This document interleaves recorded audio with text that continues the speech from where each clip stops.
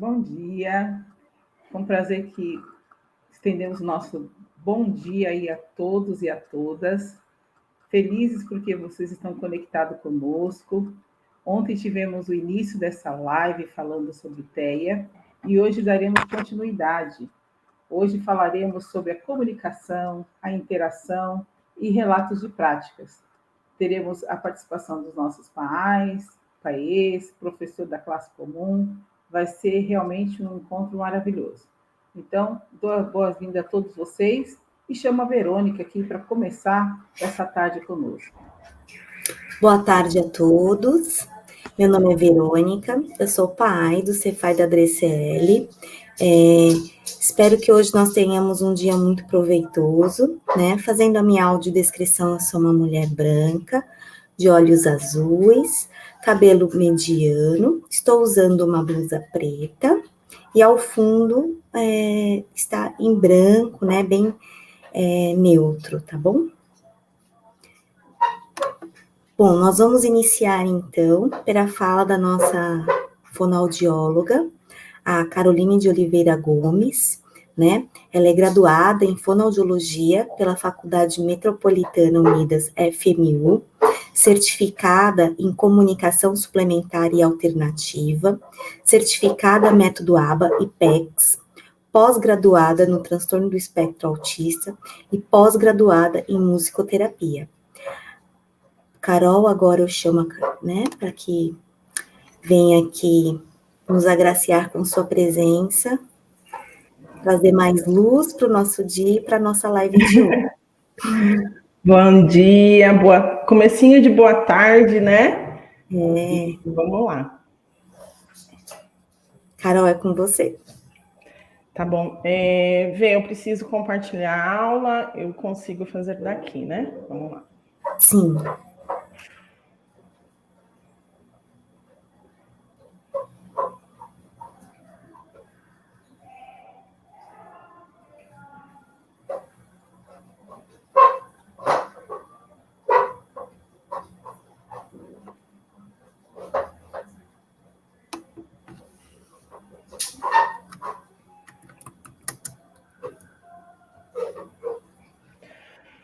Bom, vamos falar um pouquinho hoje sobre a comunicação no TEA, né? Um tema bastante importante. Ontem eu acompanhei a live com a Karina, né? Com o Luiz, e foi excelente porque trouxe algumas questões que ligam hoje o que a gente vai conversar. E, Vê, eu não estou vendo a tela, então caso tenha algum problema, alguma questão, você vai me pontuando, tá bom? Bom, quando a gente fala da comunicação, a primeira pergunta que eu vou perguntar aqui, na verdade, que eu vou enfatizar, é uma criança que apresenta, na verdade, não apresenta comunicação, ela está impedida de fazer interação social, de brincar ou desenvolver a linguagem? É isso que eu quero que vocês parem para pensar de acordo com cada aula, tá bom? E com cada conteúdo que a gente for passando aqui. Falando um pouquinho da fala e do TEA, o que é a fala necessariamente? Quando a gente fala de fala, as pessoas falam, nossa, ele não fala, ele não apresenta nenhuma comunicação. A gente tem que tentar entender qual é o processo desta fala. Então, a fala ela é um ato motor que permite a transmissão desse som e das palavras da frase, né? Então, ele é um distúrbio que necessariamente não está ligado com TEA, mas pode estar sim, como até a Karina falou ontem, na live de ontem, que está ligada ou não com a comunicação verbal e não verbal. Então, ela pode apresentar diferentes questões de ritmo, tom, voz, entonação para cada palavra. Outros complementares verbais, mas de forma de expressar como ajuda ou de forma excessiva. Não, tá certo.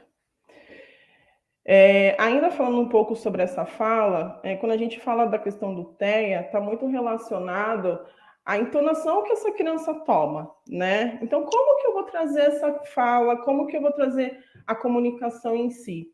Antes de eu trazer uma fala, trazer uma comunicação também, eu preciso enfatizar a linguagem. A criança precisa ter a compreensão do meu contexto, a compreensão de como que é esse instrumento de comunicação oral. Então, quando eu falo, uma criança apresenta problemas de linguagem, ela não exatamente vai ser perfeita nessa pronúncia desta fala, mas ela tem uma compreensão do contexto. O que seria o contexto? Exemplo muito simples é a nossa sequência lógica. Ele não tem entendimento do início, meio e fim. Então, quando a gente fala sobre a questão da linguagem, comunicação e fala, a gente fala que é um ato bem complexo. Por que é um ato complexo? Porque muitas vezes a gente tem que fazer a leitura da nossa criança. Quem é essa criança? Eu sempre trago muito no contexto da escola que a nossa criança está muito envolvida na capacidade e no potencial dela. Mas ele não consegue fazer isso, ele não consegue fazer aquilo, eu não consigo ter entendimento disso. Mas quem é a criança? Qual é o potencial que ela tem para se comunicar, nem que seja por mínimo? Então, a gente vai fazer esses entendimentos de acordo com o longo dessa aula. A linguagem, muitas vezes, com o TEA, eles levam tudo a ferro e fogo. Então, por exemplo, se você fala, está chovendo canivete, ele vai acreditar que está chovendo canivete e ele vai ficar afastado. Estamos pisando em alfinetes, né? Tem que pisar por alfinete, eu estou pisando, dando passinhos de formiguinha. Ele vai entender que isso é literalmente o que está sendo feito. Ele não está entendendo que o literal, que é um abstrato, e que não está envolvendo nisso no concreto.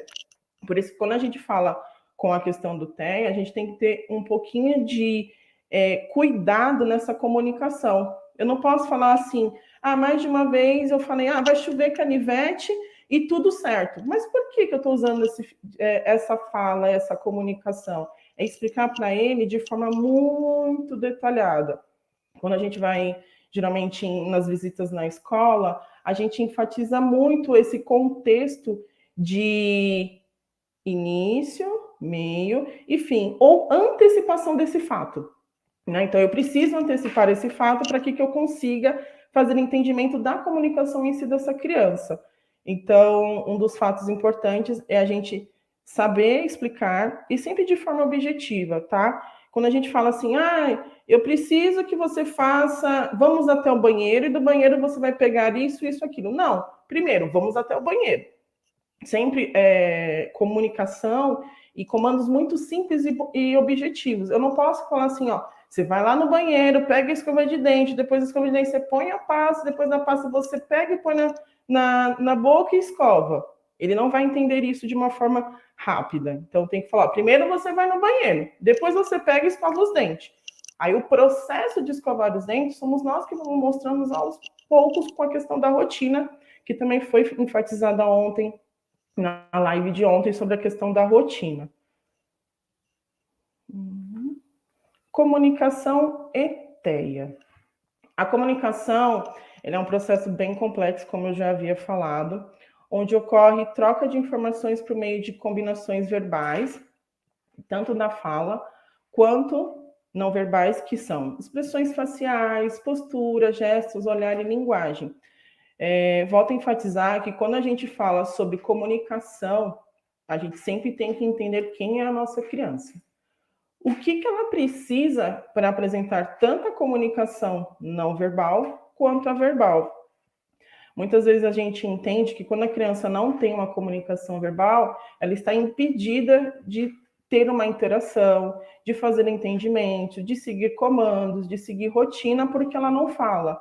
Ou até mesmo estar no convívio social com os colegas, na sala e nos outros ambientes escolares também. É entender que a comunicação, antes de começar a ser verbal, ela é não verbal. Então, começa desde a questão do processo de quando eu era pequeno, como que eu me comunicava para falar que eu estou com fome? Eu chorava. E aí minha mãe e meu pai entendiam que eu precisava comer. Quando eu estava com sono ou irritado, ou eu fazia algum babocio, ou eu também entrava nessa questão do choro. A gente fala que quando a gente vê muitas crianças ao mesmo tempo chorando, a gente já começa a fazer a leitura desse choro. Qual é o tipo de sentimento emocional dessa criança com o choro? Porque ele não fala, mas ele está chorando porque ficou irritado com essa situação. E aí depois eu vou mostrar também pontuar sobre essa questão do choro, o quanto é importante a gente entender né? Que existe um choro porque eu estou sentindo uma necessidade de algo, existe um choro no qual eu não quero fazer aquilo, é uma demanda de fuga, ou existe um choro no qual eu estou realmente falando, ó, eu preciso disso, né? A comunicação está me gritando e eu não consigo falar o que eu preciso. Então, a gente precisa fazer esse entendimento que muitas vezes um choro está condicionado a eu não querer fazer aquilo naquele momento porque me tira da zona de conforto, né? Ou existe um choro que realmente eu não consigo me expressar e é como se eu estivesse pedindo um socorro, né? Ah, socorro, eu preciso falar que isso daqui eu não quero ou que aquilo eu quero. Então é importante a gente fazer esse entendimento.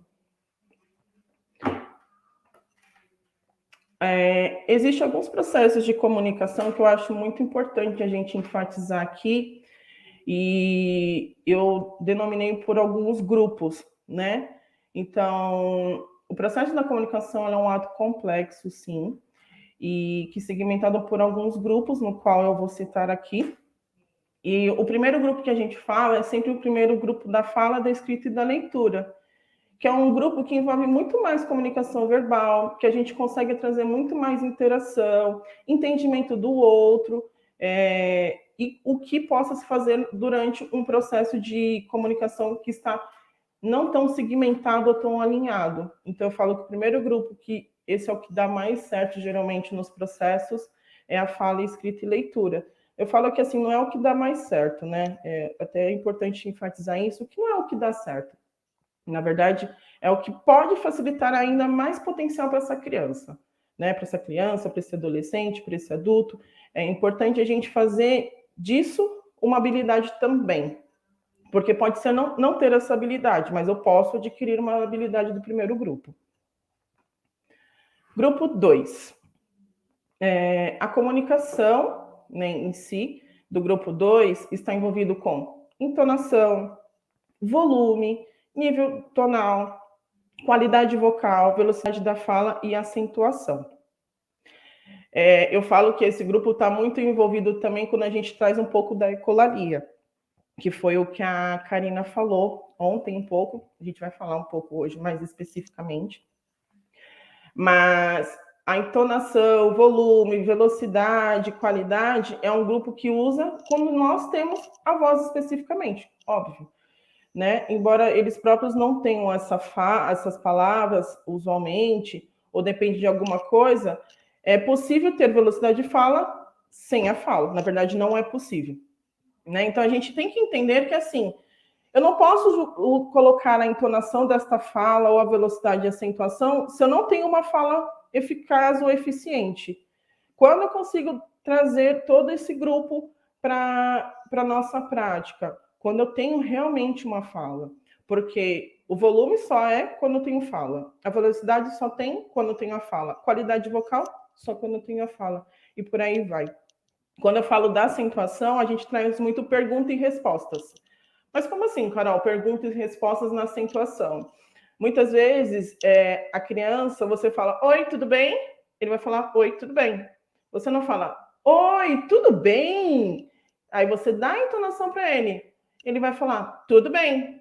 Ou você vai falar, oi, tudo bem, eu tô bem, e você? É diferente de eu colocar a entonação, né? Como assim, oi, tudo bem? Ele vai falar, oi, tudo bem.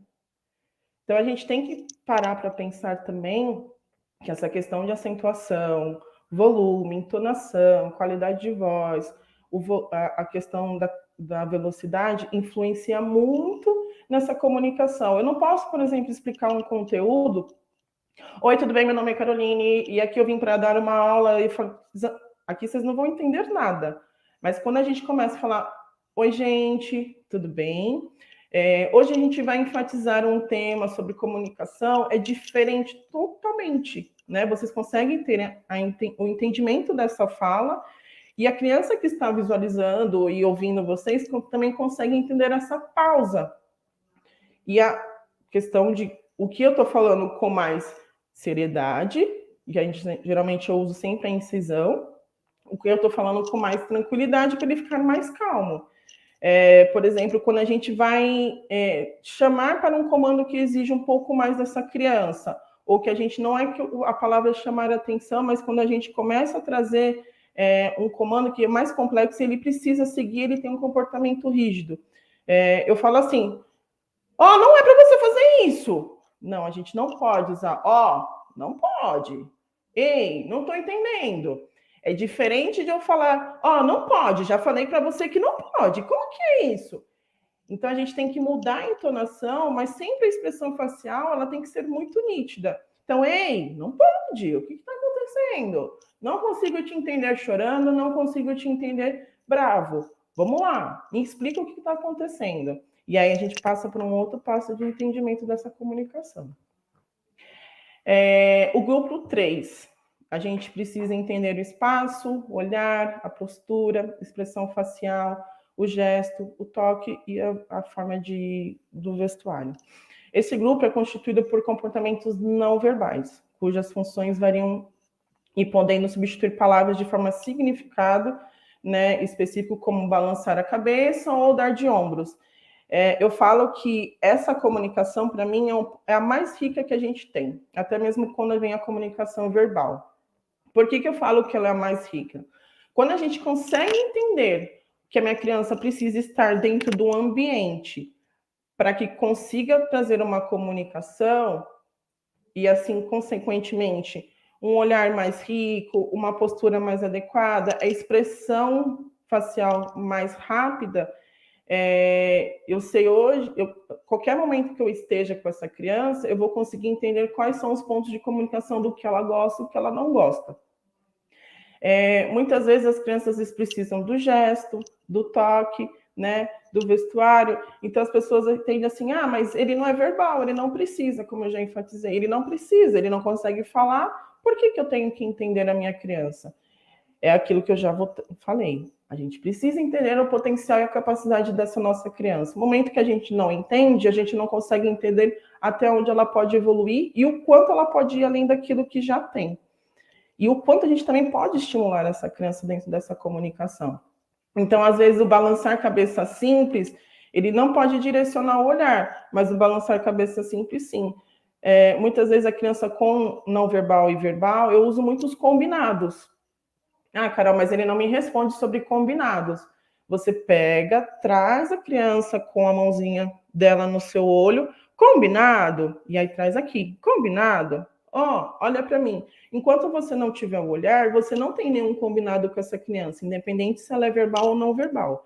Quando você tem o olhar, troca de olhar, você consegue fazer entendimento que o combinado foi feito.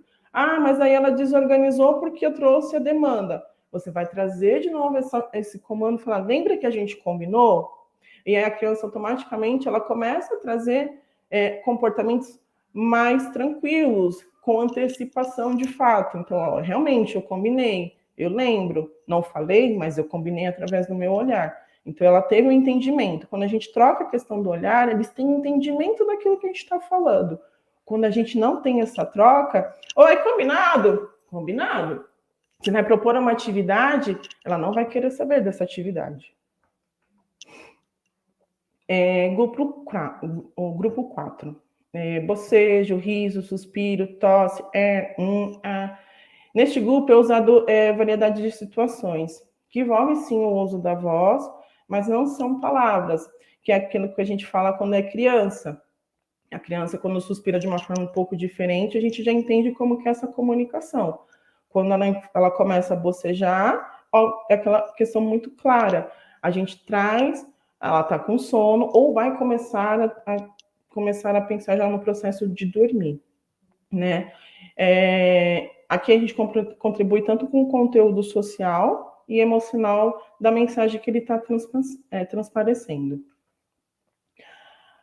Comunicação e TEA. Existem crianças com dificuldades para se comunicar e que conseguem falar frases completas e inteligíveis, mas que não fazem sentido para quem ouve, prejudicando o entendimento. Então, assim, eu tenho crianças no qual ela consegue se comunicar perfeitamente, só que não faz sentido essa fala. Então, muitas vezes ela está conversando comigo com um trecho de um desenho, por exemplo, né?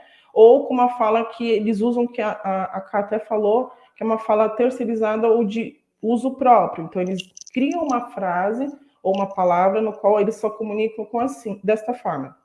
Eu tenho um exemplo claro de um paciente meu que quando a gente precisa de comunicação, ele só comando o contato de olho ele consegue trazer. Quando eu não tenho essa comunicação, ele fala né? Eu falo que é a famosa linguagem do Minions, porque eles falam e aí ele não consegue, eu não consigo te entender na comunicação do Minions, vamos tentar entender a minha fala, aí eu trago ele novamente para esse contexto, com contato de olho, e ele fala o que ele precisa e o que ele não precisa.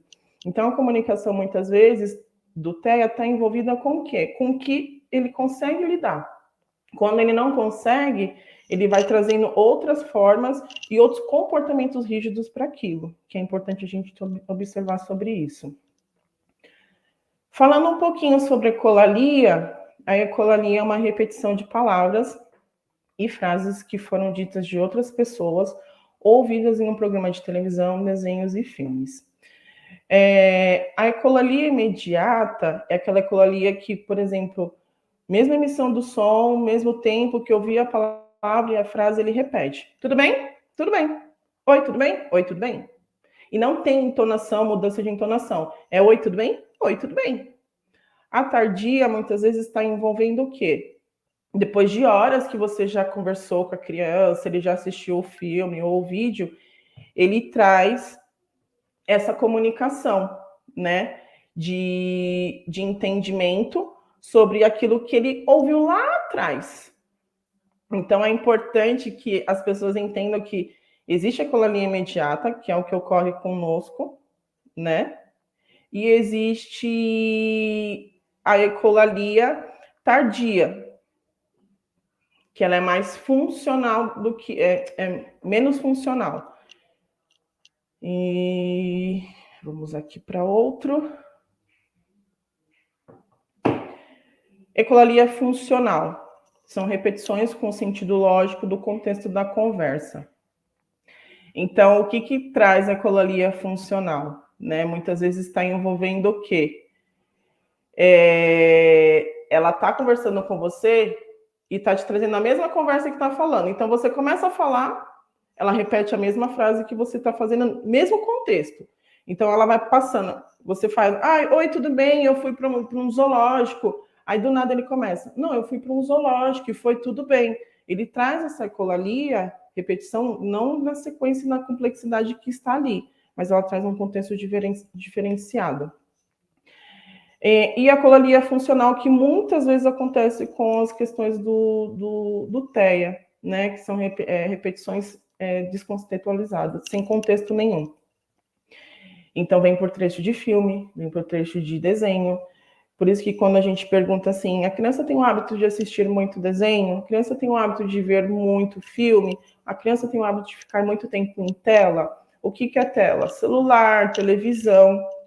Então, quando a criança tem muito hábito, por exemplo, de 24 horas que a criança tem, 20 ela fica no celular e na tela, automaticamente, quando você não desenvolve uma fala, não desenvolve um diálogo, não desenvolve uma comunicação, ela vai trazer ecolalias não funcionais. Então, ela vai conversar com você através de desenhos e filmes, ou TikTok. Né? Hoje eu tenho vivenciado muitas crianças que conversam com a gente, comigo, até em um contexto escolar, que fala muito através do TikTok, né? E aí você vai vendo desenhos e filmes e fala, não, mas que contexto é esse de fala? Contexto de desenhos de filme. Então ele só te responde baseado num contexto que ele vem, então não tem funcionalidade nenhuma. Comunicação e TEA, quais são algumas das características que a gente pode colocar aqui agora? Eles têm muita dificuldade em usar o uso do passado.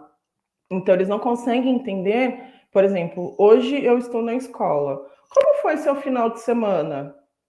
Ele não consegue fazer esse uso do final de semana. Ele não consegue entender a noção que a gente fala muito, a noção temporal, sequência lógica temporal dessa situação. Para eles é muito difícil eu ter essa noção do como é o meu passado. O que aconteceu no passado? Por isso que a gente faz muito uso da rotina, né? Ou uma prancheta de rotina, ou uma tabela, ou um mural, no qual ele fala todos os dias da semana o que ele vai fazer, o que ele precisa fazer da forma eficaz, que organiza essa criança. Ah, final de semana eu fui para o parque, e aí enfatizar isso. Quando eu falo do uso do passado, quando a gente precisa ampliar essa comunicação de entendimento de fatos, a gente geralmente conversa entre escola, terapeutas e família. Mas, Carol, por que a gente tem que conversar sobre essa questão do uso do passado? Porque muitas vezes, quando a gente precisa entender o fato e fazer com que ele explique, eu preciso entender o que aconteceu naquele contexto. E aí, por exemplo, eu, como terapeuta fonoaudióloga do Cefai, hoje eu fui fazer uma visita onde a gente conseguiu comer melancia. E aí você vai falar isso para a escola e para a mãe, fala que hoje a gente conseguiu comer melancia, pergunta para ele o que ele comeu. E aí ela traz esse contexto, e ele traz, não foi maçã ou foi melancia? Para a gente começar a ampliar um pouco esse vocabulário, ampliar um pouco essa comunicação e essa colocação de fatos. A gente utiliza na voz passiva, que possuem problemas para produção e compreensão, eles não conseguem utilizar. Então, eles sempre têm a mesma prosódia de fala, né? A fala deles não mudam. Eles não conseguem entender quando a gente fala, oi, tudo bem, como você tá? Ou fala, oi, tudo bem, eu não tô bem. Eles não conseguem fazer esse entendimento de entonação de voz ou compreensão dessas questões de perguntas, principalmente. Por isso que quando a gente pergunta, oi, tudo bem? A gente também tem que dar o exemplo. Eu tô bem, e você, tá bem? Ou pega um outro professor, nossa, Maria, eu tô bem, e você tá bem? Porque você começa a trazer os espelhos, que é o que a Ká falou na live passada, que traz os espelhos, a imitação. A criança só consegue fazer entendimento desse contexto de desenvolvimento quando a gente tem um espelho e uma imitação do outro. Então, eu preciso também dar o exemplo para que ela consiga entender qual é a forma certa e correta de comunicar, né? Geralmente, eles sempre falam no mesmo tema, então tem dias que é só dinossauro, tem dias que é só robô, tem dias que é só carrinho, tem dias que são marcas de carro, marcas de roupa. É importante, quando a gente tem muito esse hiperfoco de temas, eu falar, Carol, mas a gente vai tirar esse hiperfoco? A gente não tira o hiperfoco, mas a gente começa a dar funcionalidade para esta fala. Então, por exemplo, a criança que fala muito sobre tecnologia ou sobre marca de celular, a gente começa a enfatizar coisas sobre esse tema, para que essa questão de exploração se torne menos buscativa possível. Então, eu tenho um iPhone 11 e você tem um iPhone 12. Me fala qual que é a diferença de um para o outro. Trazer mais ampliação e diálogo com todos, né? Porque você acaba trazendo como se fosse uma pesquisa de trabalho. Hoje a gente vai pesquisar sobre a marcas de celular. Qual que tem maior potencialidade, qual que tem melhor câmera, qual que tem melhor sistema, porque aí você começa a fazer exploração de algo que para ele é como se fosse proibido. Né? Então, quando a gente fala, ele só fala disso, eu não consigo sair desse tema. Mas como que a gente aborda essa forma de tema? A gente precisa fazer com que? Espanar, explorar, conseguir com que ele consiga trazer mais conteúdo possível até que isso cesse. E aí mudamos para outra variação, que a gente fala que é a generalização. A gente generaliza todos os ambientes, generaliza todas as conversas, para que ele entenda que a gente vai conversar assim em algum momento, mas vai ter outro momento que a gente vai conversar de outra coisa. E tudo bem. É importante que ele faça essa compreensão e entendimento dessa fala e dessa comunicação. A tendência sempre é interromper o outro, eles não têm paciência e, na verdade, não é nem a paciência. A questão de compreensão de fatos, atenção, é bem curta. Então, eles não conseguem entender a comunicação quando vocês detalham muito, a gente detalha muito essa comunicação. Por isso que a gente sempre fala que ela tem que ser objetiva e clara. Né? Quando a gente traz objetividade e muita claridade nessa questão de fala, ele deixa de interromper porque ele está entendendo que é um processo e ele precisa esperar também.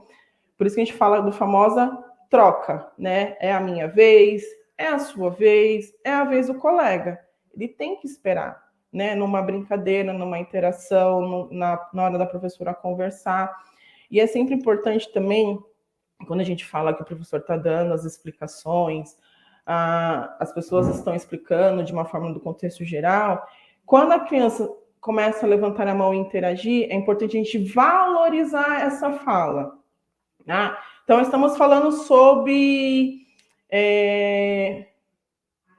os universos, vamos dizer dessa forma. Estamos falando sobre o universo. E aí a criança, no contexto do livro, ele consegue entender um deles.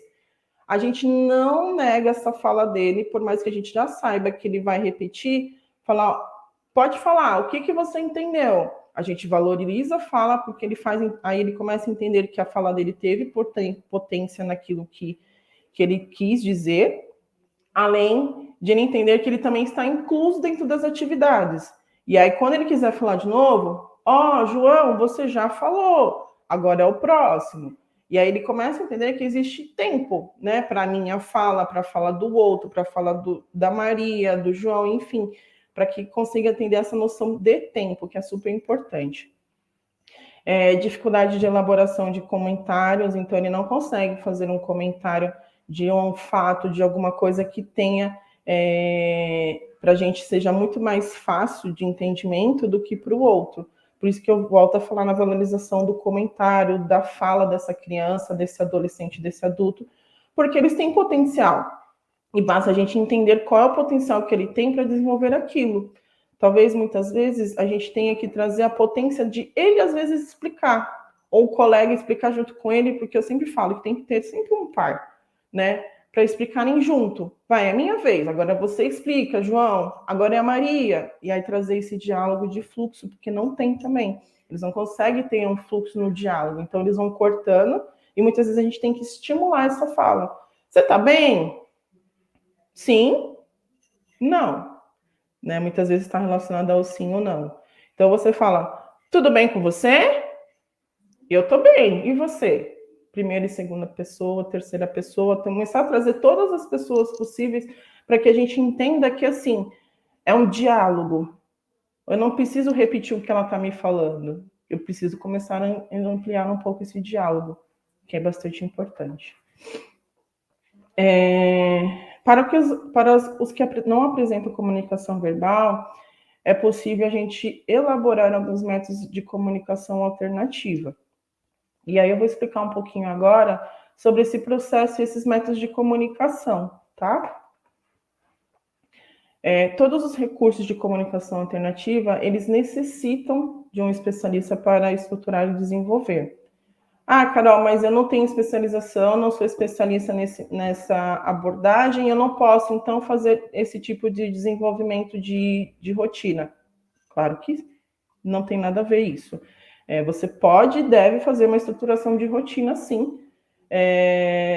Muitas vezes o pessoal do Cefaz, junto conosco, a gente dá esse suporte para fazer estruturação, mas eu vejo muito a galera do Cefaz dando formações sobre como fazer tecnologia assistiva, comunicação alternativa, prancha de comunicação, como fazer essa rotina tudo bonitinho, né? Então, eu acho que, assim, não somente um especialista, mas também entender que, assim, não é só porque eu sou formada, especializada nisso, que você também não pode, muito pelo contrário, somos todos iguais, né? Dentro daquilo que a gente tem como objetivo, que é que a criança se comunique, que a criança consiga se envolver e ser inclusa dentro de escola, que ela consiga ter uma comunicação, mesmo que não verbal, eficiente, eficaz. Então, isso é importantíssimo.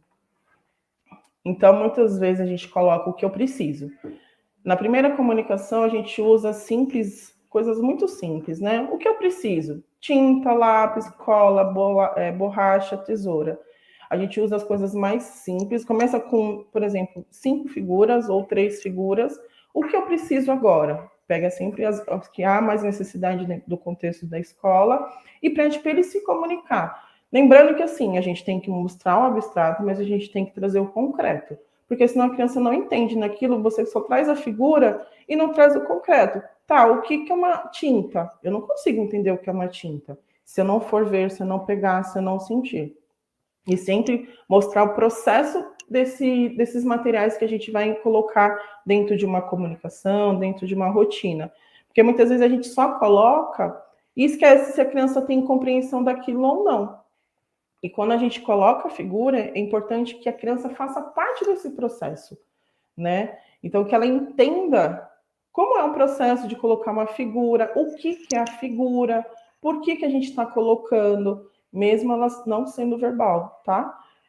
Porque aí ela consegue entender que houve um significado não somente para nós, mas para ela também, tá? Então, tem como eu preciso, eu quero, né? Então, eu quero beber água, eu quero brincar, eu quero comer. E aí, sempre enfatizando o potencial dessa criança, né? Muitas vezes, a não verbal, ela fala com contato de olho ou apontando. A minha não faz contato de olho, mas a gente pode direcionar o apontar. Eu quero brincar, eu quero beber água, eu quero comer. Aponta, o que você quer? E fala qual que é das opções que você deseja, né? Para que ela consiga fazer esse entendimento dessa comunicação simples. Lembrando que toda essa comunicação a gente precisa ser repetitivo. Então, toda vez que eu falo numa comunicação, eu preciso repetir várias vezes. Eu repetir uma, duas vezes não é o suficiente. Então, quando a gente, por exemplo, faz, eu já expliquei sobre isso, eu já te falei, ele não entende o que eu já te falei ou o que eu já expliquei, né? Ele entende que, assim, eu estou tendo uma dificuldade e eu ainda não entendi. Então, eu preciso que esclareça sobre isso. Então, se a gente tiver que explicar mais de 10 vezes a mesma coisa, a gente vai ter que explicar.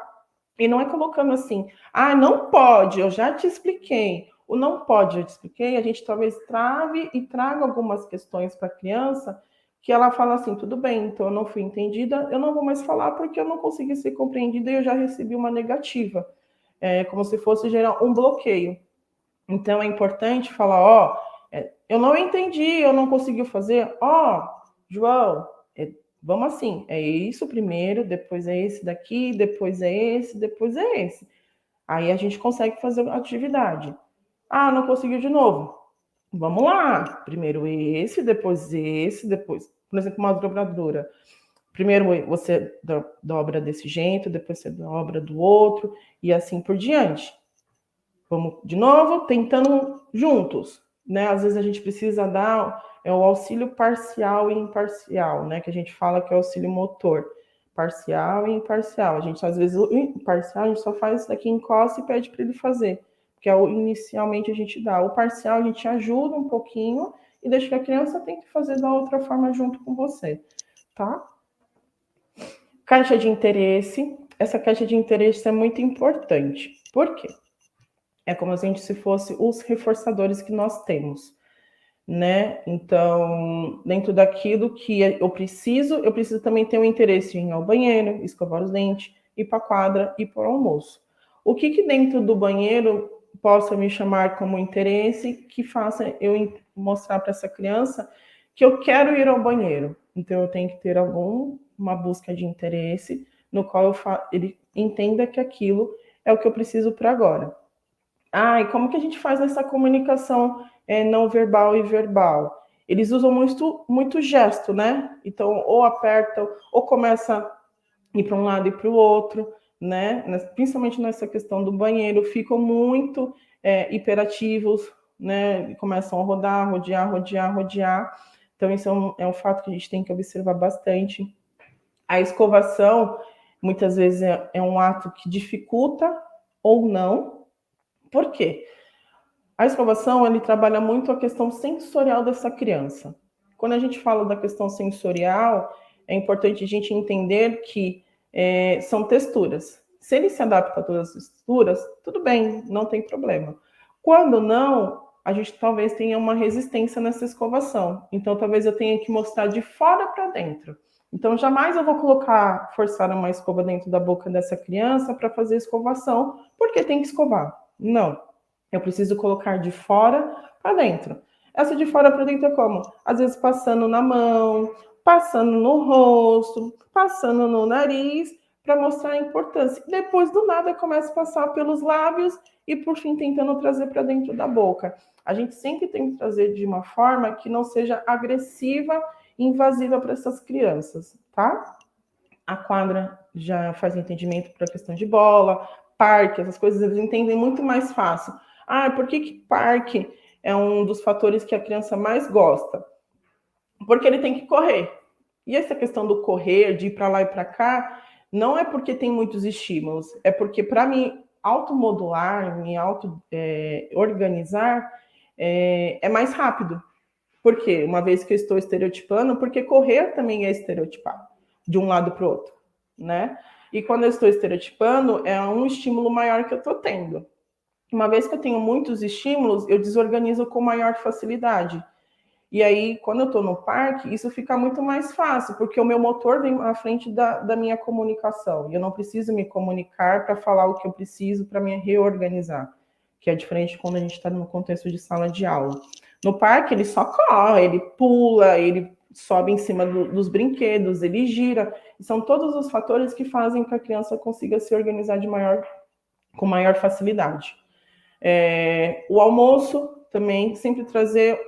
Quando a gente fala da questão do almoço, talvez a gente traga um pouco da seletividade alimentar, porque exige uma comunicação. Então, quando a gente tem o item do almoço, esse item do almoço, necessariamente, Carol, ele não come na escola de jeito nenhum, mas ele consegue comer dentro de casa.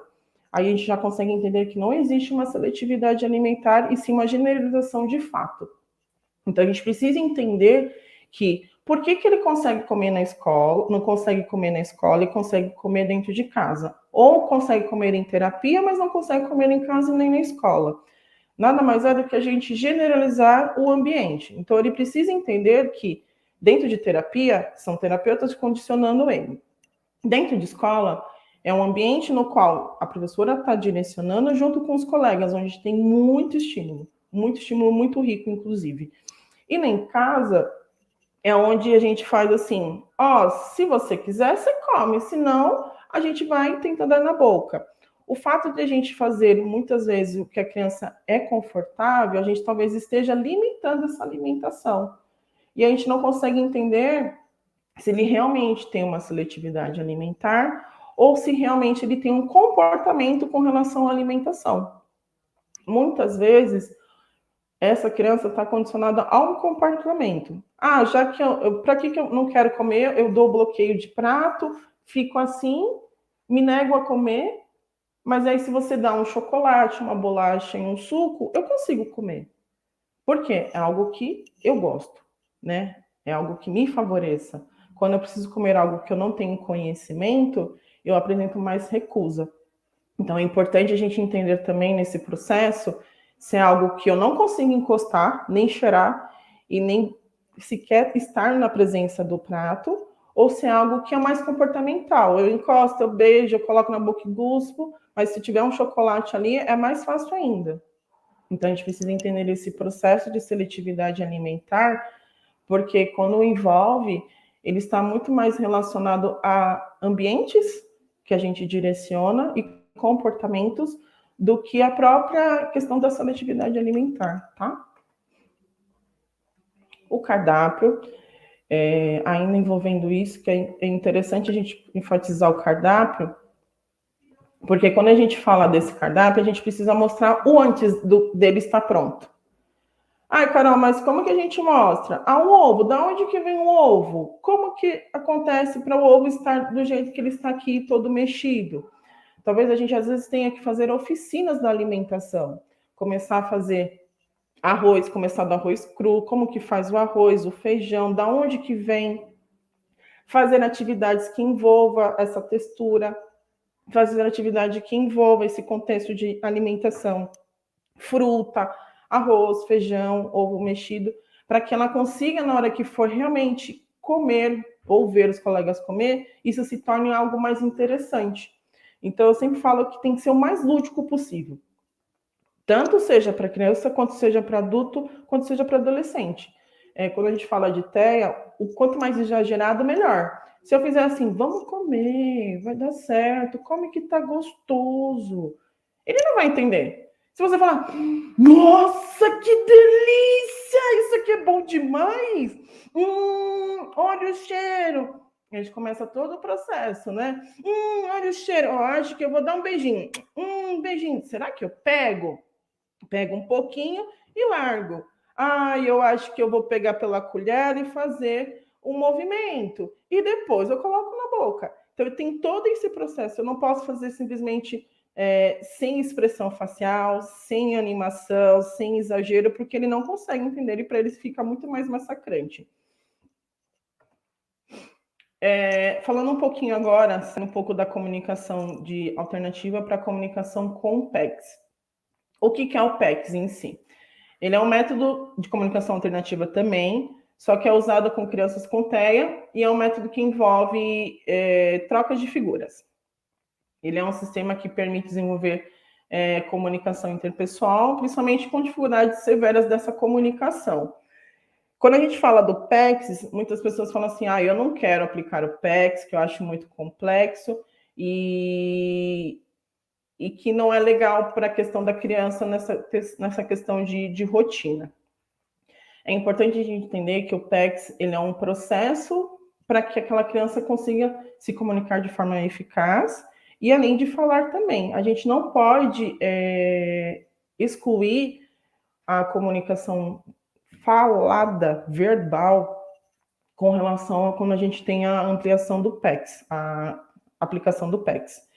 Então, o PECs ele é uma troca de figura. Então, a gente pega uma pranchetinha, coloca lá as figuras de interesse na pasta dele, e quando eu preciso me comunicar com ele, ele me aponta. O que você quer? Ele pega a fichinha e coloca nessa base de comunicação. E aí ele vai dando a sequência do que ele quer. Só que eu preciso induzir. Eu quero água porque estou com sede e porque quero ir para o parque. Tem toda uma fase de sequência lógica. Eu não posso só colocar eu quero água, eu quero. Não, a gente tem que ter uma base dentro dessa questão do PECs também. O processo Existem 6 fases do processo do PECs. E quais são essas bases? Né? Essas fases, desculpa. Primeiro, como se comunicar, que é a troca simples de figura, né? Então, ele só aponta para a figura e pega. Às vezes a gente usa uma figura em branco. A gente não usa nenhum tipo de figura, nenhum contexto dentro da figura. Ele precisa ter a compreensão e entendimento dessa figura simples. Uma vez que eu tenho interesse e entenda qual é o meu processo, aí eu passo para a próxima fase, que é distância e persistência, que envolve a espontaneidade com objetos e reforçadores. Eu não sei se todos entendem o que é o reforçador. O reforçador é um objeto de maior interesse dessa criança. Carol, toda vez eu vou usar o reforçador? Não. O reforçador ele é o último que a gente usa para tudo que a gente precisa desenvolver. Então, a gente vai trabalhando os usos de interesse primeiro e depois a gente usa o reforçador. Por quê? O reforçador é aquele chave que você vai pegar assim, eu tenho um celular. O celular é o reforçador dessa criança. Então, para ele comer, já depois de muita busca, ele só vai conseguir comer com troca do reforçador dele. Então, dá o celular, deixou mexer, tirou, e agora vamos comer. E aí traz o comando. Por exemplo, isso é da questão da comida, da seletividade. Gente, lembrando que o celular é o último que a gente tem que usar. É o último reforçador de todos. Uma porque a escola não tem acesso a isso, e é importante enfatizar que existe tempo. Então, o celular não é um reforçador positivo, é um reforçador negativo. Então, ele não tem tanta eficácia, tanta eficiência nessa questão de fala ou de interesse, né? Ele, na verdade, ele tira de todo aquele contexto que a gente já está fazendo. A discriminação de figura, e a terceira fase, que aí a criança precisa identificar entre os objetos desejados e objetos não desejados. E ele precisa fazer esse entendimento, essa compreensão. Lembrando que quando a gente começa a aplicar o PECs, é uma comunicação que a criança precisa ter mais compreensão de comandos simples e complexos. Por mais que a comunicação dela seja severa, ela precisa ter um cognitivo e uma compreensão adequada que a gente fala, né? Não aquela que a gente espera, e sim um pouco adequada, porque a gente vai estimulando a cada fase. A quarta fase compõe entre frases, né? Nessa fase, a criança começa a aprender a compor frases simples, por isso que eu falei para vocês que a gente não só fala eu quero aquilo. Isso dentro do ABA acontece.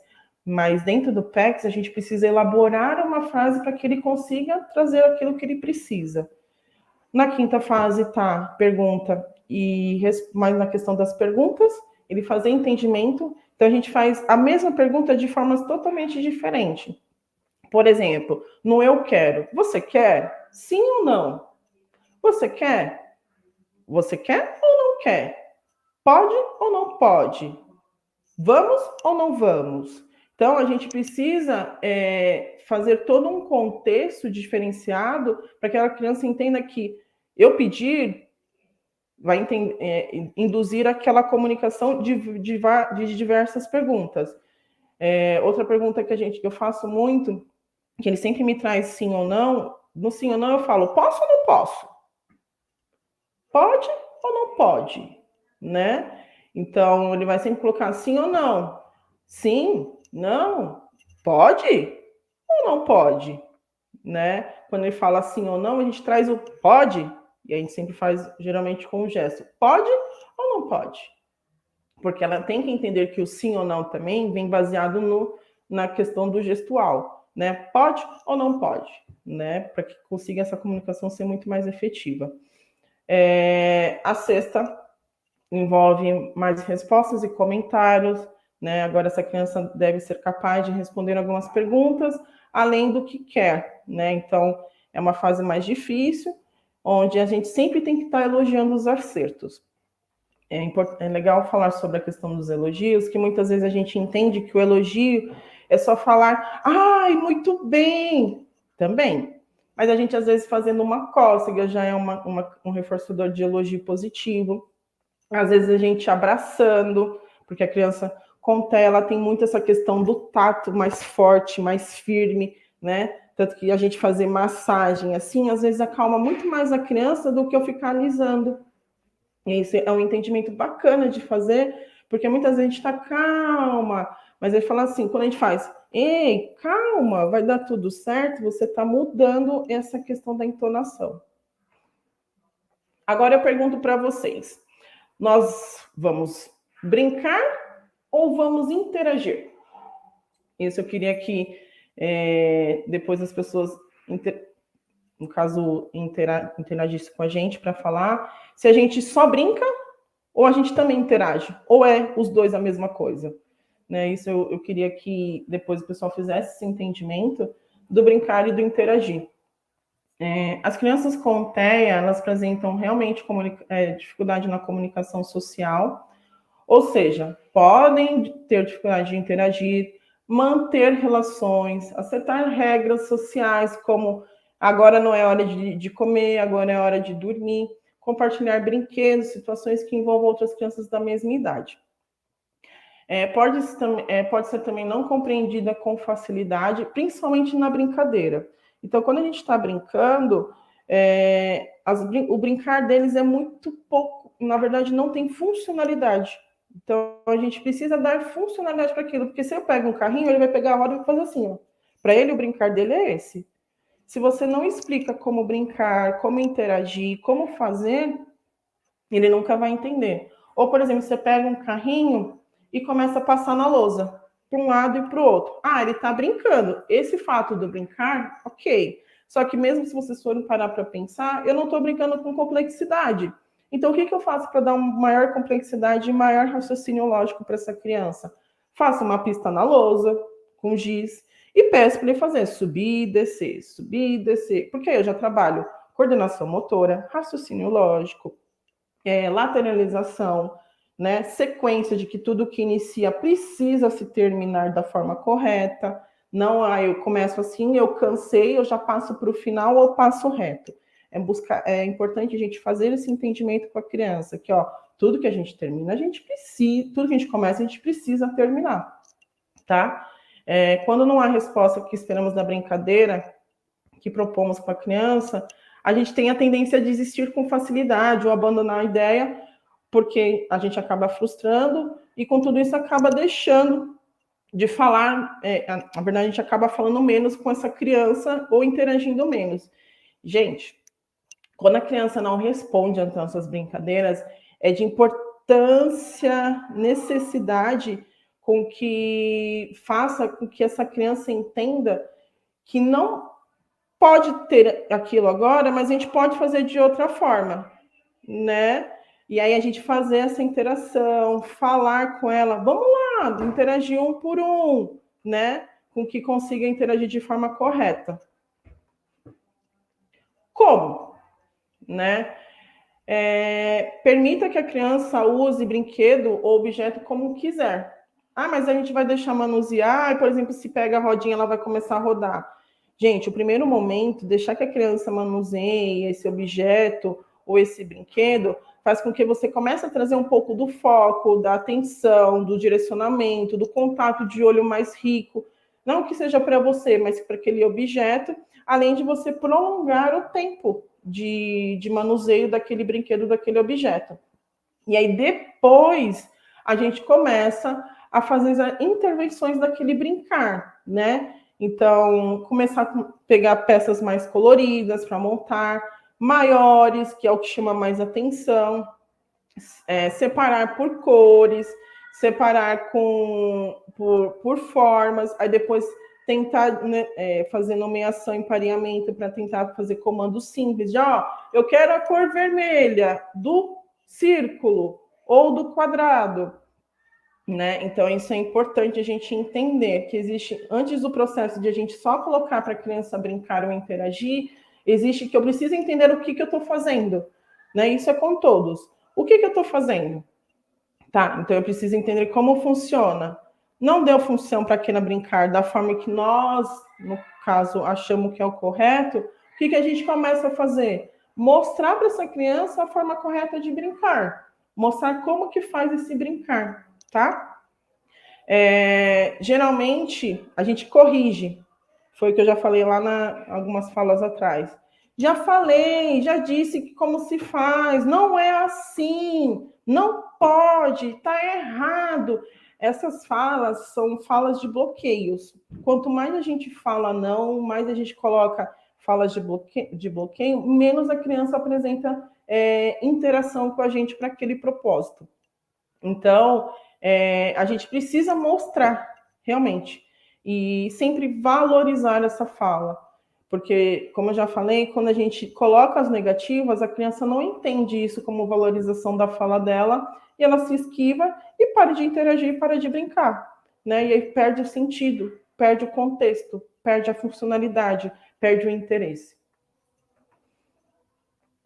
Antes de começar a gente interagir ou brincar, é importante que a gente organize o nosso ambiente. Como que vai ser esse ambiente?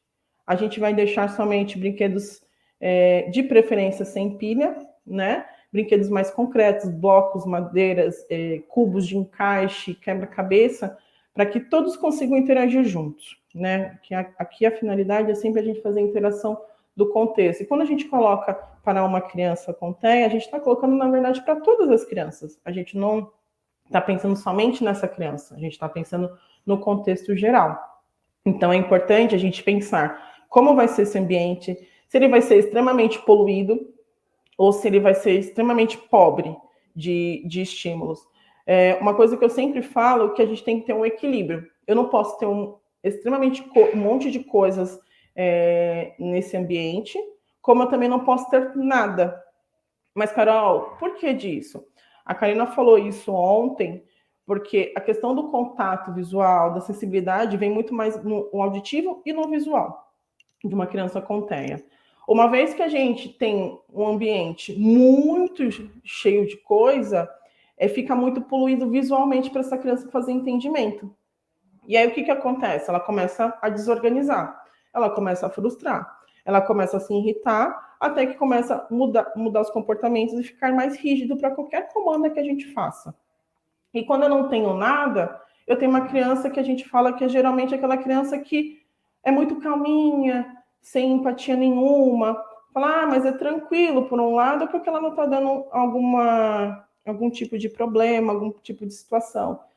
Eu falo sempre, gente, que uma criança que está muito tranquila, para mim, eu não consigo ver o que realmente ela tem.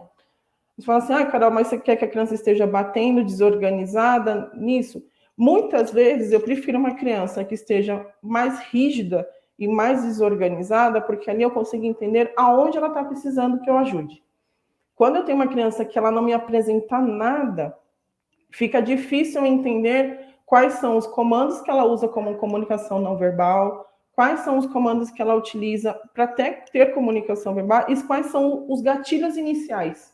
Né? Olha, ela vai só ter esse tipo de gatilho para começar a desorganizar. Eu não consigo visualizar. Então, quando eu tenho uma criança muito calma, que interage pouco, quando ela for dar o gatilho muito no pico, a gente não vai conseguir fazer a leitura com antecipação, né? Não que as crianças nossas tenham que desorganizar constantemente, tenham que ficar com comportamento rígido. Não. Mas é importante a gente fazer a leitura dessa nossa criança por inteira, seja até no momento dela com calmaria, como no momento de gatilhos para começar a fazer ficar mais rígida, né? Por isso que eu sempre vou enfatizar. Entenda quem é a sua criança. Entenda qual é a capacidade potencial desta criança. Etapas para brincar. Tem algumas respostas em mente, né, que são importantes. O que ela gosta, né? Qual é o seu interesse com os materiais? Ver o movimento, explorar os ângulos e fazer girar. Se ela gosta realmente disso. O segredo para conseguir a atenção dessa criança você precisa ver se ela segue os comandos, né? Assim como considerar este olhar, se ele está mexendo, se ele não está se interessando. Então, precisa de saber fazer essa leitura de o que eu realmente gosto, quais são os movimentos que realmente fazem sentido para que eu consiga interagir de uma forma mais rápida e que ele entenda que aquilo vai acontecer, né? Quais são os ângulos que eu consigo denominar para ele e quais são essa questão do gira-gira. Gente, criança que gira com constância muito rápida não está tendo função, ele está mais estereotipando, né? Porque o giro também é uma estereotipia motora. Explore os ambientes afetivos. Um gesto, uma expressão empolgante, na verdade, na questão de caras e bocas que a gente fala muito, né? Eu, por exemplo, quando eu vejo as crianças, eu falo assim: oi, tudo bem? E aí o sorriso vem de dente a dente, às vezes eu abro o abraço assim, bem forte, e pego e abraço com força. Então, a gente precisa imitar gestos, som, né? Na hora de fazer, por exemplo, brincar, né? Brincar, ai, estão brincando com carrinho. Ou até cantando. Eu uso muito canto para estimular as minhas crianças. Então, é importante entender que esse processo precisa ser feito para que a criança tenha, no mínimo, contato visual, no mínimo, tenha uma interação, né? E sempre se posicionar frente a frente. Então, não posso ter uma criança, eu falando aqui... Desculpa, gente, se tá barulho. Eu estou no instituto.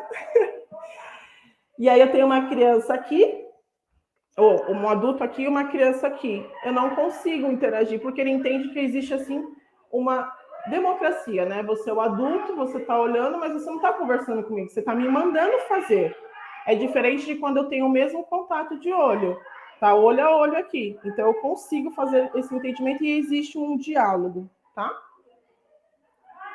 Com relação à questão da música, é importante sempre, tudo que a gente for fazer, coloque a música.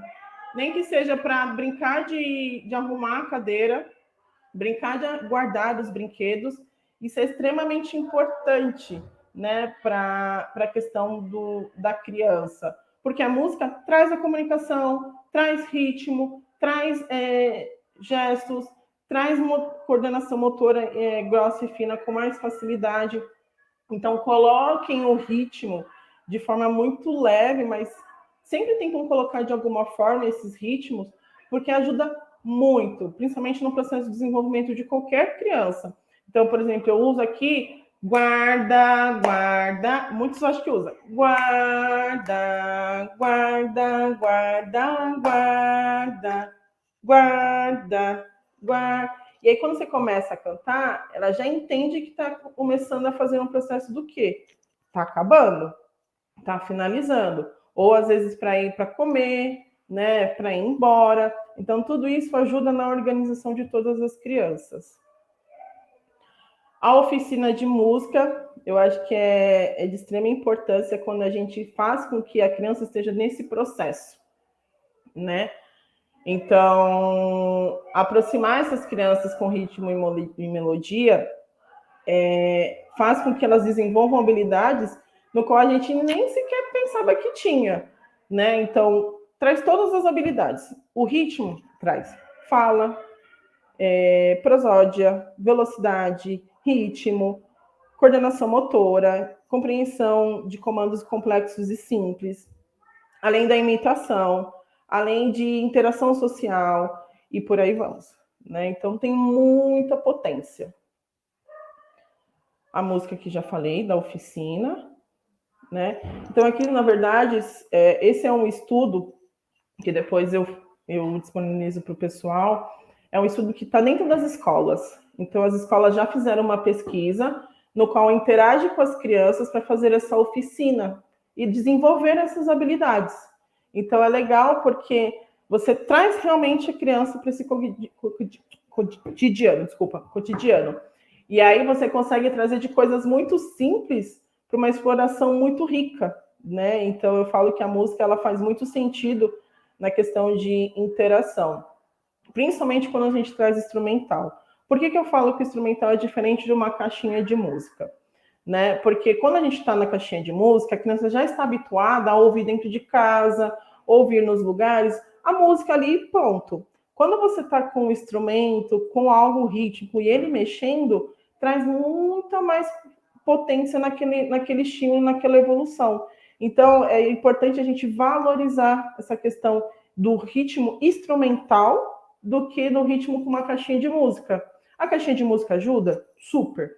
Mas se a gente tiver um instrumento, às vezes é só um chocalho com feijão, com arroz dentro, com milho, já faz muita diferença. Então, a gente pega, traz uma música, borboletinha, tá na coxinha, aí balança, agarra. E aí vai trazendo todo mundo no mesmo ritmo. E aí você vai trazendo a comunicação, sequência lógica, raciocínio lógico, e por aí vamos. Aqui são algumas fotos dos contextos, né, que a gente tem dentro de escola e a exploração das crianças. Além da caixinha de areia também, que é uma coisa que eu gosto muito de fazer e estimular, porque quando a gente está nessa caixinha de areia, né, você consegue estimular coordenação motora, aspectos sensoriais, alfabetização, pareamento, nomeação, né? E além das formas, né? Como que fazer com o gato? Como que faz o gato? Né? Às vezes você pode tampar o olho da criança, começar com as vogais. A, E, I, O, U, né? Porque quando a gente coloca a memória visual no tato, a questão, ela consegue processar isso de forma muito mais rápida. Quando eu só estou lá fazendo sem sentido e sem função, não tem significado. Mas quando eu trago um pouquinho mais de raciocínio e desafio para essa criança, a memorização dela com relação àquela palavra fica muito mais efetiva. E principalmente atividades em ar livre, né? É importante para a formação do cérebro, principalmente nos primeiros anos de vida, entrar em contato com diversas texturas, cheiros, temperaturas de objeto e rapidamente a criança se habitua aos estímulos sensoriais do ambiente doméstico. Lembrar que sempre nomear o que a criança esteja olhando e mexendo. Então, ela mexeu na árvore, deixa ela mexer. Não, olha, é a árvore, olha ali em cima tem as folhas, vamos pegar uma folhinha para te mostrar? Valorizar e mostrar o que significa, que eu vou sempre enfatizar, início, meio e fim. Início, meio e fim. O que é um jogo de adivinhação que estimula a criança a usarem áreas cognitivas para aprender a perceber o mundo à sua volta. Essa atividade, ela auxilia na atenção, foco, aspectos sensoriais e sequência lógica. E aí, colocando aqui para lembrar todos, que a interação é extremamente importante. Então, independente do jogo que a gente for usar, todos têm interação, todos têm o brincar e todos têm a comunicação. Então, depende de como a gente aborda, depende de como a gente enfatiza, depende de como a gente coloca esses objetos e essas brincadeiras, a criança consegue fazer entendimento sim, né? Mas a gente precisa também entender a particularidade de cada criança nossa. A bola de sabão, quando as crianças querem mais bolinhas, estimulando o contato visual ou emissão do som, faz pausas, que geralmente a gente trabalha o ato comunicativo, né? Então a gente começa assim, sopra muito, coloca na frente do rosto da criança, sopra, sopra, sopra, e aí depois a gente começa. 1, 2, 3, e aí a criança estoura. Já! Né? Então, isso, querendo ou não, você também trabalha a interação, comunicação, raciocínio lógico, nomeação, pareamento, e por aí vamos. E o último que eu vou dar como exemplo é o Siga o Mestre. Esse Siga o Mestre é muito legal, porque é discriminar e interpretar o que a criança está vendo e falando, né? Então, ela tem que acompanhar esses comandos e fazer da mesma forma ou tentar. Né? Quando a gente coloca uma via de aprendizagem muito importante para o TEA, a gente não pode ignorar algumas questões que a gente coloca em situações de risco, né? Então a gente precisa entender que assim existem as suas limitações, mas se a gente auxiliar, ele não vai deixar de fazer, né? Auxilia de uma forma parcial para que consiga entender. Ah, ele não consegue entender por base de cartão, então faz por base de imitação mesmo, né? Essa comunicação, esse brincar não tem, às vezes, a comunicação verbal, que é muito legal, mas tem expressão facial, né? Então, eu posso fazer assim, cabeça, ombro, joelho e pé, pé. Então, fazer esse entendimento da comunicação, da expressão facial é extremamente importante. E é isso, gente. Muito obrigado. Se tiver alguma dúvida, estou à disposição. Vou sair daqui. Obrigada, Carol, pela sua excelente explanação. Como sempre, é um show ver você falar, assim, muito e com tantas práticas, né, importantes para nós, professores, também em sala de aula, né, e também no dia a dia com essas crianças. Sim. A comunicação não é apenas existem muitas formas de comunicar. Sim. E a gente fica muito preso a isso, né? Sim, é exatamente isso. Né? Chamo agora a nossa PAI, a Patrícia, que vai fazer aí as contribuições, essa mediação junto com a Carol. Oi, Tati, com você. Olá, tudo bem, gente? Boa tarde a todos. Boa tarde, Carol, Verônica. Para iniciar nossa conversa aqui, vou fazer minha autodescrição. Sou uma pessoa branca, cabelos claros, os cabelos próximo dos ombros. Estou aqui com uma blusa marrom e, no fundo, tenho uma Então, Carol, depois de tudo isso que a gente viu, assim, de quanta coisa interessante, né? Quanta aprendizagem, assim, em uma hora você trouxe aí 5 anos de graduação. É quase isso. Em vários contextos. E aí, nós temos agora algumas questões, assim, que vão indagando para a gente sobre essa questão do brincar, né? Do interagir, do comunicar, que estão, assim, permeando sempre o nosso contexto escolar. Não existe um contexto escolar onde o brincar, o lúdico, a comunicação e a interação, elas não estejam ali, né? Sim. Então, dentro desse contexto, a gente tem algumas ideias e algumas preposições, às vezes, que nos colocam até à frente, como se fosse, assim, um impasse com alguns estudantes que nós temos.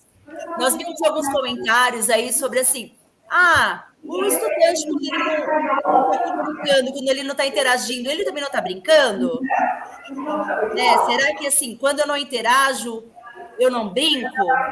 Existe a possibilidade dele aprender brincando sozinho também, Carol? Você acha que existe essa possibilidade? Existe sim, Paty.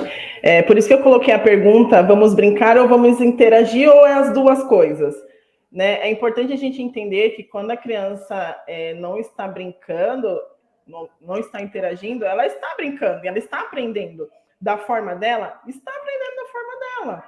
Por isso que eu coloquei assim, é importante a gente deixar, às vezes, as crianças explorar bastante o brincar, para depois a gente dar a função para a gente de como está brincando. Né? A criança, quando ela não está interagindo, ela está brincando, ela aprende. Né? E aprende, eu acho que da forma ainda mais complexa do que quando a gente for auxiliar. Então, é importante a gente entender que existe uma potencialidade. A criança, geralmente, quando ela não está brincando da forma que a gente exige como adequado, ela está adaptando da forma dela, e ela está entendendo. Então, a gente precisa valorizar esse brincar. Às vezes, a gente pode brincar do mesmo jeito que ela, para entender que, assim, existe uma potência assim nesse brincar, e por que não brincar da mesma forma que o que ela? Porque tem que ser só da minha forma. Se existe uma troca entre eu e ela, por que ela pode fazer o que eu faço e eu não posso fazer o que ela faz? E a gente usa muito isso no método Sunrise. A gente fala literalmente a mesma língua que a criança. Então a gente faz o quê? A criança pula, a gente pula. A criança gira, a gente gira. Ela começa a gritar, a gente grita junto. E ela entende que dali vem uma comunicação. E que aí depois, quando você for fazer a sua metodologia de trabalho ou estimulação ou brincar, ela vai conseguir compreender com mais facilidade. Então, é importante a gente entender que quando é o brincar dela, ela está aprendendo da forma dela sim, mas é importante a gente também valorizar isso. Nunca deixar de valorizar que é um potencial que ela está tendo. Às vezes é uma ideia que ela está tendo que nós nunca pensamos e que ela pode trazer de forma muito mais leve. Ô, Carol, a gente sabe que o imitar é uma das funções aí que muitas vezes os autistas não conseguem, né? As pessoas com TEA não conseguem exercer. E qual que é a relação que a gente pode fazer entre essa questão da comunicação e da imitação? Tá. Por ter a dificuldade, muitas vezes a gente vai ter que fazer com ele, explicar como que faz, né? Então, mostrar essa comunicação e essa imitação, né? Então, quando eu falo da música, a música é a coisa mais clara que tem dentro da comunicação com a fala, ou a fala não verbal ou verbal, e a imitação junta. Então, muitas vezes a gente vai ter que trazer a expressão facial, né? Um corpo um pouco mais, uma questão mais sociológica de aquilo ali, né? Vamos fazer todo mundo acolher abraço de urso, todo mundo junto, para que ele entenda que aquilo iniciou uma imitação.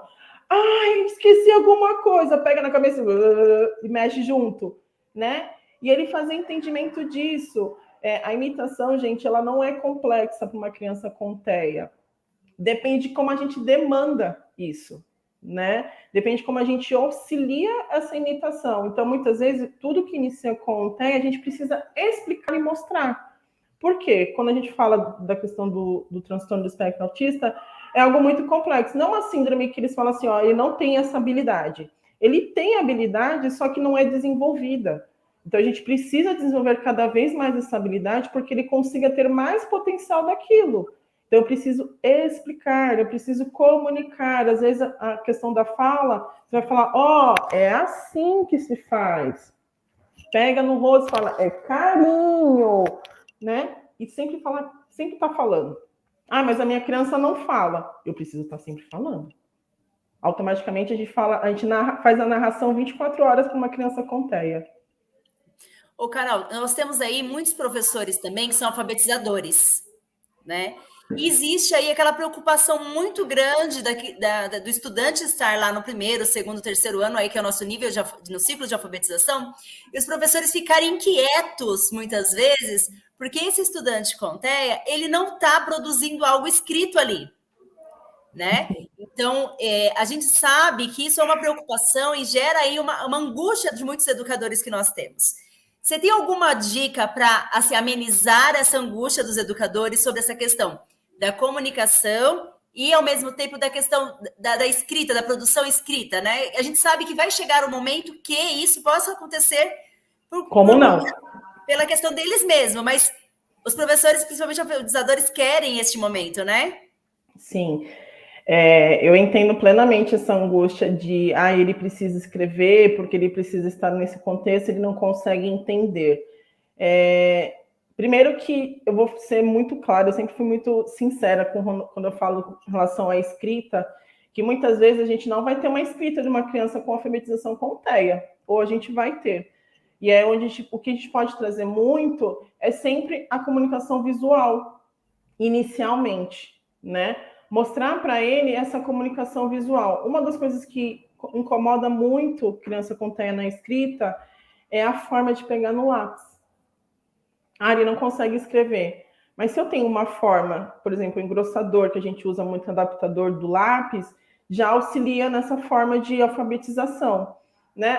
Como que eu faço para a criança conseguir escrever, Carol? Porque ele não entende. Primeiro, vou perguntar para vocês, ele entende a linguagem? Ele entende a comunicação? Ele entende os comandos? Porque não adianta eu ter uma discriminação auditiva alterada e querer que ele escreva. Ele não vai escrever, né? Eu preciso primeiro entender que a compreensão cognitiva, a compreensão de comando, verbalização esteja muito mais adequada para que eu consiga passar isso para a escrita. Eu vou falar bem sincera para vocês, o motor é o último que a gente começa a trabalhar, né? A gente primeiro trabalha as habilidades de tentar alfabetizar com figuras, com objetos, para depois a gente trazer a escrita. A gente pode sim deixar a escrita ali, ele não vai escrever, não consegue escrever. Entender que não é que ele não consiga escrever, ele não tem habilidade ainda, mas eu posso deixar o lápis ali e a caneta para fazer entendimento da forma que ele achar que é correta para ele. E depois a gente induzindo a forma correta. Vamos começar com a letra A. Eu sempre induzo a fazer as vogais iniciais. Vogal, como que faz? Para cima, para baixo. Caixa de areia, gente, ajuda muito na leitura e escrita. Na leitura e na escrita, mas principalmente na escrita. Ajuda demais caixa de areia. Tudo que eu trabalho com a minha percepção motora, coordenação motora grossa e fina, principalmente a fina, ajuda muito mais ainda. Então, é importante o quê? É aquilo que eu já falei, começar de fora para dentro. Eu não preciso necessariamente começar com uma criança, pegando no lápis e escrevendo. Às vezes é importante começar do macro para o micro. Então, o que eu faço do macro para o micro? Às vezes eu começo com uma atividade num quadrado, peço para ele fazer a coordenação com o dedo, com o guache, e aí eu vou limitando o espaço. Vou reduzindo. Aí depois eu começo com algo mais complexo. Pegar uma curva com o dedo com guache. Aí depois eu pego o quê? Um canetão. Faço a mesma coisa. Então eu sempre inicio do macro para o micro. Eu não posso iniciar do micro diretamente, sendo que eu não consigo, né? Eu não tenho essa habilidade. Então a gente quando começa com a escrita, sempre vem do grande para o pequeno, não do pequeno para o grande. Porque para isso gera frustração, gera bloqueios, a criança realmente vai mostrar pouca habilidade nisso, e aí ela vai querer jogar lápis para tudo que é canto. E o intuito não é esse. Eu entendo a frustração de todos, porque eu vivencio isso 24 horas, a gente vivencia muito isso nas escolas, e as professoras sempre perguntam para a gente, eu preciso fazer ele escrever. Eu falei, será que ele precisa fazer escrever mesmo, ou precisa fazer que ele seja alfabetizado? É uma pergunta que eu quero trazer, né? Será que a escrita realmente é tão importante assim ao ponto de ele não ser alfabetizado? Né? Ou eu preciso saber alfabetizar primeiro para depois eu trazer uma escrita? Porque a escrita, eu falo, é uma consequência daquilo que você já ensinou muito, que é a alfabetização. Então ela vai trazer, na verdade, eu sempre jogo essa pergunta, ele precisa alfabetizar ou ele precisa escrever? Porque se for precisar escrever, a gente vai trabalhar com psicomotricidade intensamente, terapeuta ocupacional, professora, e vamos lá. Mas, gente, isso pra gente é importante? É importante. Mas eu preciso fazer com que a criança faça entendimento e aprendizado da alfabetização. Para depois eu jogar a responsabilidade para essa minha escrita. Quando chegar na escrita, é exatamente isso que a gente vai fazer. Macro para o micro. E é processo. Não é um processo fácil, porque ele vai ficar irritado, ele não vai querer, só que a gente precisa persistir. Uma coisa que eu falei muito é repetição. Todos os dias, todos os momentos. Mas a gente vai ficar repetindo todas as vezes? Vai. Sim. Vai. Sim. Carol, existe uma coisa muito interessante que você falou, e voltando a essa questão da alfabetização, que é a questão da gente falar. É como se nós, professores, fôssemos atores no momento ali da alfabetização mesmo. Porque a questão tonal, vocal que você disse, ela precisa ser realizada, né? Sim. Então, assim, como que eu vou apresentar para o meu estudante esse universo do letramento, esse universo das letras mesmo, se eu não consigo atingir ele para chamar a atenção dele para aquilo que é importante? Sim. Então, a gente até brinca com você, né? Essas caras e bocas que nós precisamos fazer, que o A é grandão, né? Como é que abre a boca? Como é que é? Abre a boca para fazer o A? Abre a boca e fazer o As pessoas falam assim, faz o A, né? Então, assim, faz o A. Esse A aqui não tem significado. Quando eu faço, nossa, esse é o A! Então a criança fica assim, né? Tipo, quem é essa louca aqui na minha frente, né? Muitas vezes isso acontece comigo, tá? Mas as pessoas eles entendem, quando a gente faz muito mais expressão, os comandos. A compreensão vem muito mais rápida do que eu fazer assim, ó, pode? Isso pode? Não sei não. Ó, isso aqui não pode. Ó, pode? Não estou entendendo, não consigo te entender. Fala para mim. É de falar diferente, falar assim, ó, não pode. Ó, isso aqui não pode. Não, não, não, não, não. Então eu não tenho expressão facial. E aí eu falo assim, tipo, é só um não, não, não, mas fica voado, fica solto, né? Então é importante a gente fazer a expressão até do tom de voz. Então eu falo assim, ó, não pode, não faz isso, não tá legal. É diferente falar, ei, não pode. Que isso? Não tô te entendendo, né? E a minha expressão muda toda. Então isso muda muito a comunicação da criança quando você faz esse tipo de expressão facial. Não que a gente tenha que ficar com o narizinho de palhaço no nariz e seguir. Não, gente, o intuito não é esse. O intuito é a gente trazer o máximo de expressão possível para que aquela criança seja compreendida e compreenda você também.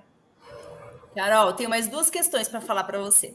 A primeira é se aquela caixa de interesses que você trouxe, que você mostrou, se ela pode ser utilizada para outras crianças, outros estudantes que não sejam com as crianças com TEA, por exemplo. Gente, tudo que eu falei nessa aula não é só para criança com TEA. Tudo. As pessoas falam, nossa, mas a gente só está falando do TEA. Eu especifiquei, a gente colocou, mais direcionado para as crianças com TEA. Mas isso pode ser para todas as crianças. Todas. Porque a gente tem crianças que têm poucas habilidades de entendimento e não são TEA, né? Pouco raciocínio lógico e não são TEA. Tem uma questão de atenção reduzida e às vezes o TEA tem mais atenção do que a criança que não tem TEA. Então, assim, é entender que todas as habilidades da caixa de interesse, da rotina, é para todas as crianças. Uma vez que eu sigo para o TEA, eu tenho que seguir para toda a sala, né? Eu não vou... Porque é importante a gente entender assim, Paty. A gente fala, vamos seguir uma rotina para João. Mas e a Maria? Ela vai ver aquilo diferenciado para o João e não vai ter para ela. Aí o que acontece muitas vezes? Eu vou ficar igual o João. Vou ficar bravo, vou ficar irritado, porque assim alguém dá uma atenção maior para mim e faz o que eu preciso. Então, esse tipo de comunicação é bacana fazer entendimento, porque assim, não é uma coisa que vai mudar para ele. Por exemplo, quando as crianças com TEA mostram comportamento um pouco mais rígido, vai 30 pessoas ao redor dele. Gente, não. Eu falo, Carol, mas é difícil controlar, eu não consigo. É entender que, assim, quanto mais pessoas ao redor ali para ele ter atenção, mais ele vai fazer. Se eu tiver, por exemplo, uma professora e você fala, não consigo te entender. Quando você se acalmar, a gente volta a conversar, traz ele para um canto dele e continua dando aula. Você vai ver que automaticamente essa criança vai mudando esse comportamento. Ela vai vendo que não tem tanta potência eu fazer esse comportamento rígido, né? De eu sair batendo ou jogando as coisas, que você não consegue entender. Quando ele começar a se comunicar da forma que realmente é adequada, a gente volta a falar. Mas eu não posso ter tantas pessoas ao redor, porque isso potencializa um comportamento, né? Como ir todo o tempo ao banheiro. Ele quer ir para o banheiro. Às vezes não quer ir para o banheiro, às vezes só quer sair porque não está do jeito que ele gosta, né? Não está da forma que ele deseja. E assim, a gente não vai deixar a criança sair Tem momentos que sim, tem momentos que não. Se tem a hora de sair para todo mundo, a gente vai lá e vai. Agora, se não tem essa hora de sair, por que ela é a única que vai sair? Né? Ah, mas é difícil controlar essa criança dentro de sala. Por isso que a gente traz os reforçadores e os objetos de interesse. Porque aí você foca naquilo e centraliza a criança com mais facilidade. Muito bom. Vê? Temos duas colocações aqui, eu vou ser bem rapidinha para a gente já chamar aí as nossas professoras convidadas. A primeira é em relação às músicas, Carol, que você falou, que são muito, é um recurso, né, que a gente pode utilizar. Eu vejo isso tanto no estabelecimento de rotina, que é tão necessário, né, para as crianças autistas, e também o que você acha em relação a gente introduzir aí a autonomia nas atividades de vida diária, também com o recurso da música, né? É perfeito. Eu sou suspeita para falar da música, porque hoje tudo que eu faço está envolvido com a música. Para falar de um alimento, a gente coloca a música. Para falar de como ir para o banheiro, a gente coloca a música. E é muito legal, porque hoje tem ferramentas que só falam disso. Tem músicas que só falam sobre atividades de vida diária, fala só sobre comer, fala só sobre como introduzir uma simples fala do tipo pá, pá, pá, pá, pá, pá, pá, pá, pá, né? Então, assim, são coisas que faz muito fundamento, e quando a gente não insere nem que seja o mínimo, talvez esteja deficiente em alguma questão nossa, né? Porque o ritmo, ele faz parte do nosso contexto geral. Tudo envolve ritmo. Então, se a gente for pensar como nós lá fora, como que é a nossa... Quando você toca uma música, você vai dançar ou você vai lembrar de alguma coisa? Então, ele envolve lembranças, memória, emoções, né? Formas de questões motora. Então, é importante associar a música, sim, com as nossas rotinas, associar essa música, sim, com as nossas habilidades. Às vezes a criança não tem habilidade do imitar, como a gente já citou, e aí a música traz involuntariamente essa demanda. Às vezes não é nenhuma demanda de palma, palma, palma, pé, pé, pé, roda, roda, roda. Isso aqui para eles é incrível. A gente foi fazer uma ação, eu junto com o Cefai numa escola, e foi muito interessante, que éramos 4 professores e 60 crianças. E aí a gente fez uma rodona de atividades só com música, só com instrumentação. E aí a gente trabalhou coordenação motora, lateralização, raciocínio lógico, comando simples e complexo, né, habilidades motoras das crianças, interação social. Então, o fato de são 60 crianças, como controlar? Ficaram todas sentadas, todas cantando, todas interagindo. Depois a gente teve um feedback da escola que as crianças chegaram mais empolgadas para as aulas, mais animadas para fazer alguma atividade e com habilidades de compreensão mais ricas. Então, é importantíssimo a gente entender que a música dentro da escola também faz parte do aprendizado. Sim. Não é comum, né, a gente, não é estranho, na verdade, incomum, a gente perceber que em alguns momentos o aluno, as professoras falam, mas ele não fala, ou até a mãe não fala, ele vem e canta. Como que ele não fala, né? Então, às vezes, solta ali uma frase de uma música que tanto você fez 6 meses ali aquela musiquinha para compreender a rotina e ele solta a frase da música, né? A gente fica... É muito rico isso, ver. Porque, assim, tem crianças que não falam, mas cantam. Mas como assim a criança não fala e canta? Né? Então, assim, será que ela não fala ou a gente não explorou essa fala de forma mais concreta? Significativa, né? Significativa, exatamente, de forma mais significativa, mais funcional. Então, talvez a gente tenha que começar a introduzir alguns textos de desenhos, de música, para que a criança consiga começar a se comunicar. Então, e não é você cantar tudo sozinha, não. É começar a cantar músicas que são mais habilidades mais rápidas das crianças, que elas vejam com mais facilidade, que é a borboletinha, e esperar elas completar. Tá onde, gente? Tá na cozinha ou tá na fazenda? E aí você vai trazendo um raciocínio. Não, tia, tá na cozinha. Então vamos lá. Trazendo chocolate para a madrinha. Poti? E aí você vai fazendo com que ela complete aquilo e que a comunicação comece a se expandir ainda mais, né? Então, é importante dar potência na fala, na comunicação e na música, mas que não seja sozinha, né? Porque uma vez que eu só estou tocando, eu não estou interagindo com as crianças. Então, é importante trazer elas para essa questão da música e de qualquer comunicação, para que elas consigam entender que existe um processo, que eu só vou continuar se alguém falar. Alguém falando, aí eu dou sequência. Perfeito. Carolzinha, nós queremos agradecer essa primeira parte aí, né, dessa contribuição para a gente, muito importante. Porque agora nós vamos aí pedir a colaboração de duas professoras de práticas que envolvem essa questão da comunicação, da interação aí, de situações que você trouxe na parte teórica, elas vão trazer aí na parte prática mesmo do que elas já vivenciaram e que elas já trouxeram aí com os estudantes, tá bom? Carol, muito obrigada. Eu que agradeço, gente. De verdade, obrigada pela oportunidade, por estar aqui multiplicando e pela parceria de sempre, né?